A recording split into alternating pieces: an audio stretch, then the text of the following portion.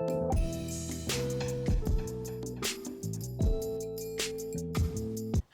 and welcome back. My name is Nate and I'm just basically giving you,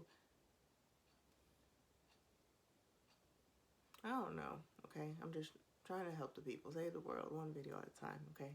So in my last video, I explained anxious avoidant, anxious preoccupied attachment style a bit more.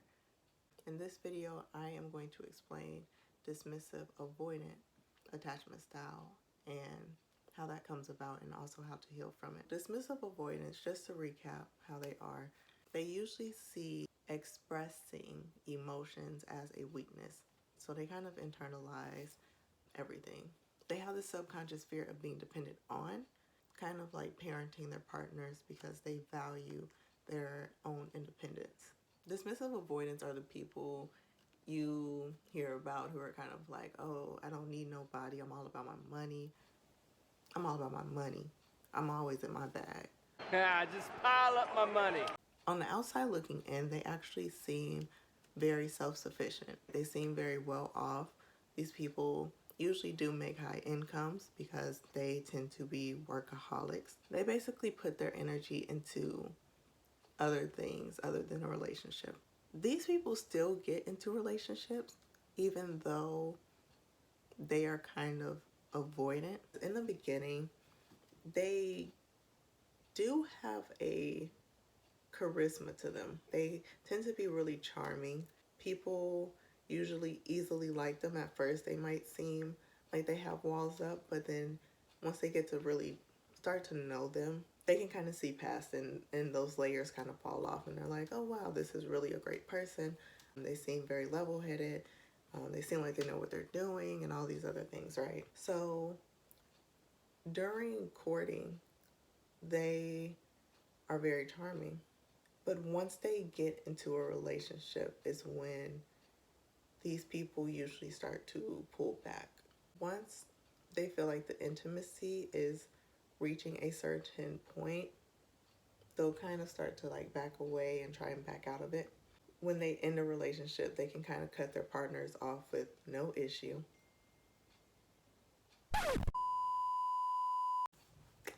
Sorry.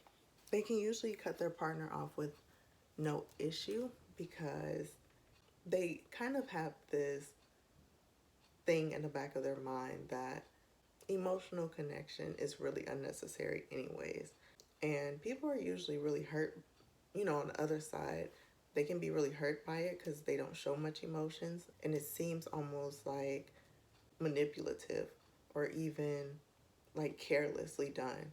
And this is usually unintentional. They usually don't purposely try to inflict pain on people, but dismissive avoidants tend to run from their own feelings because they become emotionally overwhelmed easily. They start to back away when they feel like they're coming to a point in their relationship where they have to be vulnerable. And this scares them. It makes them like, wait a minute, no. so, Another thing that dismissive avoidants do is they'll nitpick at like little things about their partner to try and convince themselves that they don't like them anymore. It can be like they'll be with their partner and maybe they're eating food and they'll be like, oh my goodness, like why does this dude chew like that? You know what? I can't do it. I'm just not ready for all of this. It's just... It can be the most minute, trivial thing, but they'll do this all the time, just kind of nitpicking at little things. And this is just a defense mechanism. It's a way to kind of separate themselves from their partner, as a way to kind of keep themselves emotionally distant. A lot of dismissive avoidance will also get into, well, I'll say this, they'll be okay with long distance relationships because, I mean, it's literal physical distance from their partner. They are usually very self-sufficient, very independent, value their independence. They are completely, not completely, but mainly disconnected from their own emotions, which is why they can come off cold-hearted and stoic. They just get overwhelmed and stressed whenever there's a great deal of emotions going on, which is ironic because they tend to pair with anxious preoccupied, which are like love addicts, right? And they're very emotional, very indulged in their emotions, and in return, a dismissive avoidant will kind of back away from that whenever their partner is expressing a great deal of emotions, right? They kind of back away from that because it kind of makes them uncomfortable. I'm nervous, Max. I'll admit it. I'm nervous, okay? I'll admit it. I'm nervous, all right? I talked about with anxious preoccupied, this develops when they are nurtured inconsistently by their parent. But with dismissive avoidant, basically you really weren't nurtured at all, like little to none. And by nurtured, I mean emotionally. So there are children who they may have had everything. They could have been in sports, family is well off, but their parents did not give them a safe space to be vulnerable in. They may have been scolded for showing emotions. Their parents may have been irritable when their child tried to show emotions or talk about their emotions. Parents may have been eager to punish quickly. You can see how this would affect the child, right? So if a child is constantly rejected again and again and again, eventually that child learns not to ask for anything.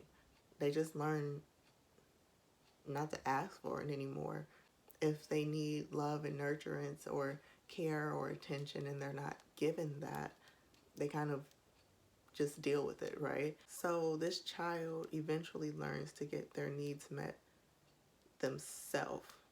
And a lot of these kids, they learn to soothe themselves through external things. They may be into video games, they may be into books. They may soothe themselves by eating food, playing sports. They get emotional satisfaction from something external.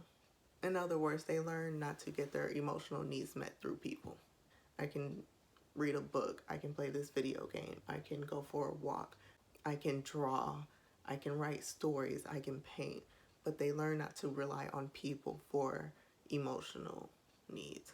They may have even been shamed if the child seeked nurturance from their parent time and time again. The child learns to basically, if I want to be around my parent and if I want to be in their space, I have to not show emotion. So in turn, they kind of learn how to self-soothe them. And this may not have been done purposely, right, by the parent. The parent could have been parents, could have been workaholics.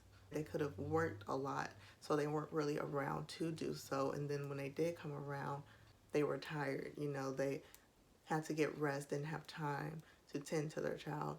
The parent could have been going through a hard time, could have been in a depressive state. So in return, the child basically ends up being emotionally neglected altogether. Subconsciously in a child's mind, right? Because the child is not going to say, I am emotionally neglected at this point.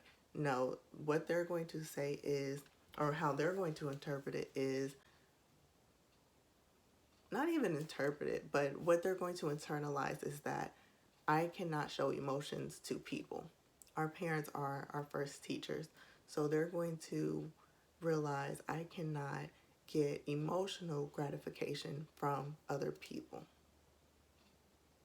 So dismissive avoidance from a young age learn to repress their emotions and feel as if their emotions don't matter. So as an adult, if someone is pressuring you and pushes and is trying to push you to show more emotion, that would trigger a dismissive avoidant back to their childhood because that was kind of a road of pain for them. Whenever they did try to express their emotions, it was dismissed.